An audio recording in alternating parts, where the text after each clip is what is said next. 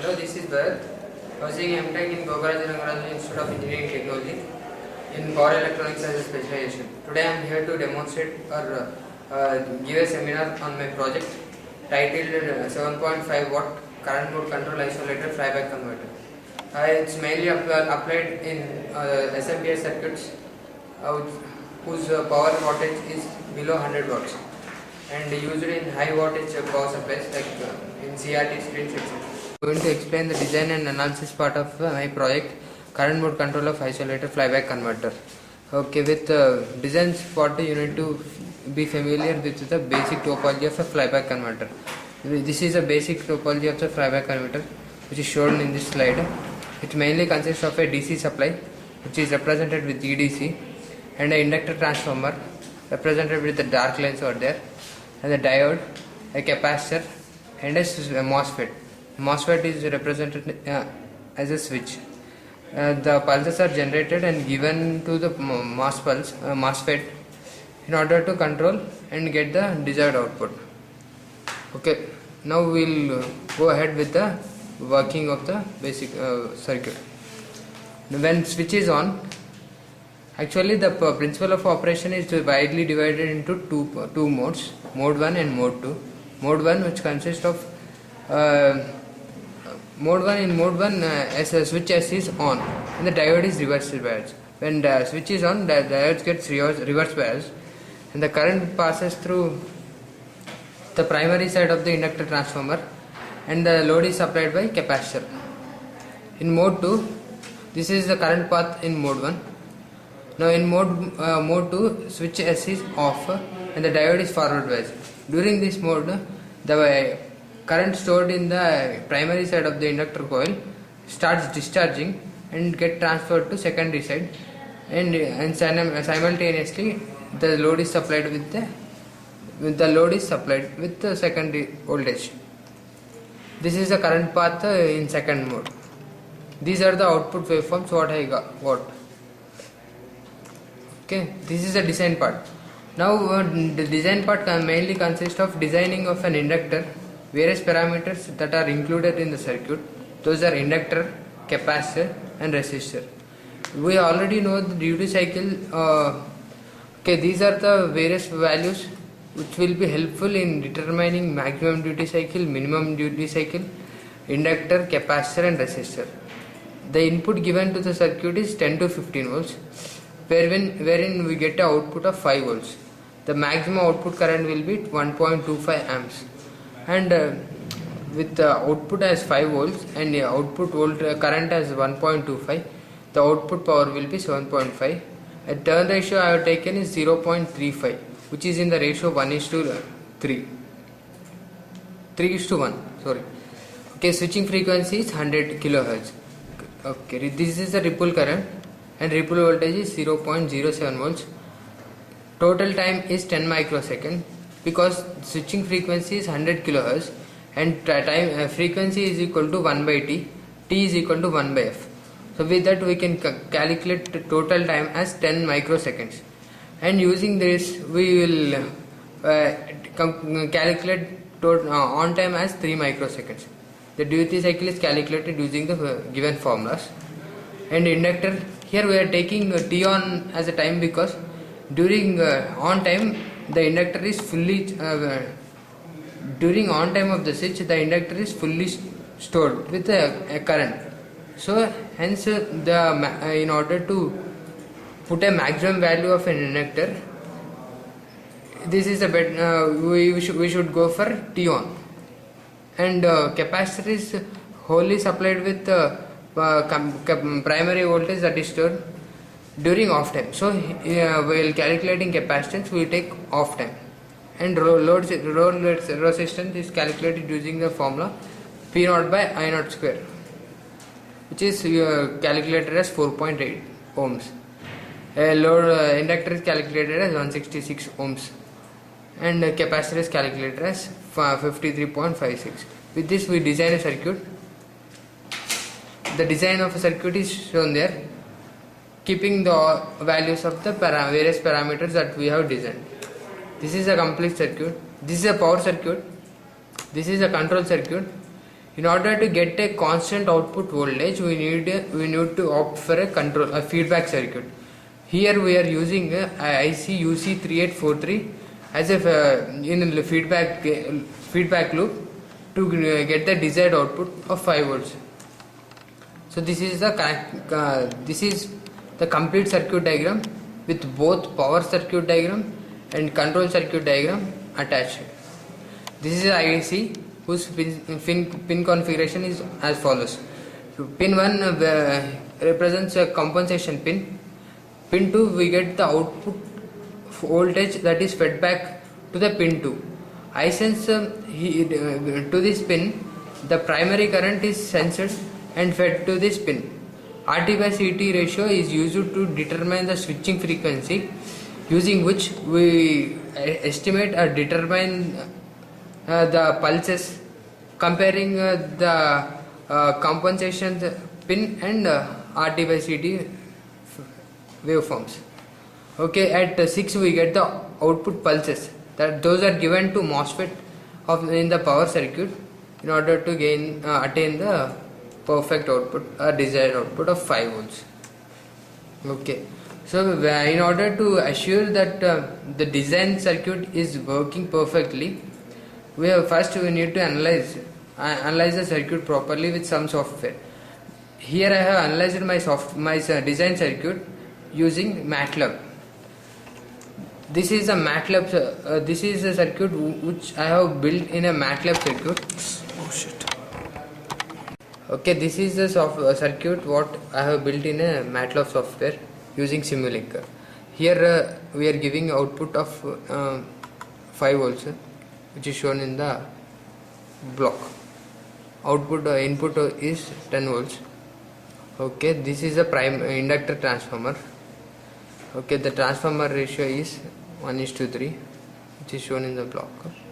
The various parameters are given in this block. Okay, now this is the inductor, the capacitor, whose value is given out there, and this is the resistor, load resistor, whose value is given as 3.3. Okay, the output is taken across the load resistor. The output is taken across the load resistor and fed via a potential divider. This is a potential divider through which the output is fed, and it is compared with the constant of 5 volts. Later on, the current from the primary side is taken and fed through a current transformer, and output of the current transformer is compared with the error what we get from comparing of voltage 5 output voltage and for constant 5. The error is compared with the carrier frequency wave in a PWM generator, and in order to generate the pulses. The pulses thus generated are given to switch of the power circuit. Here we are using MOSFET as a switch.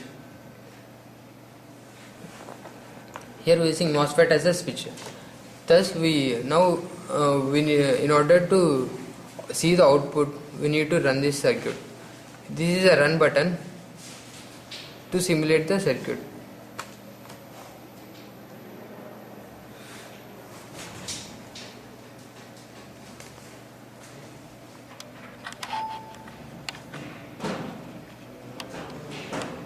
Okay, now the system is simulated. We can see the output current is 1.25 volts. It is shown in this display, and the output voltage is approximately 5 volts, which is shown in this display. For an input of 10 volts, I am getting an output of 4.4 volts as a output, which is shown in the scope. Now you can see the output voltage here. This is the output voltage what I obtained.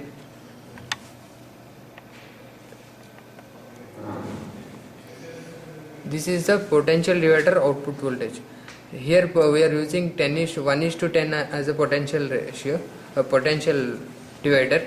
Thus we are getting output of 2.5 volts.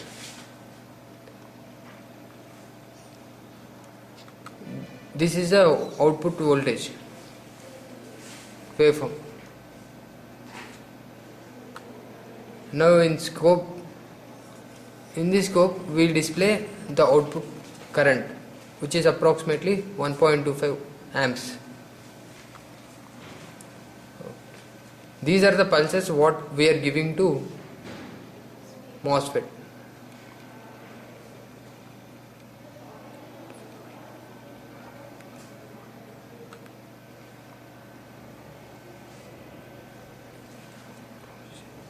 Now we are going to see the output pulses which are given to the MOSFET. The output pulses are generated at the PWM generator. We can see this in the scope 2. Scope 2. Okay, these are the pulses what we are getting at PWM generator.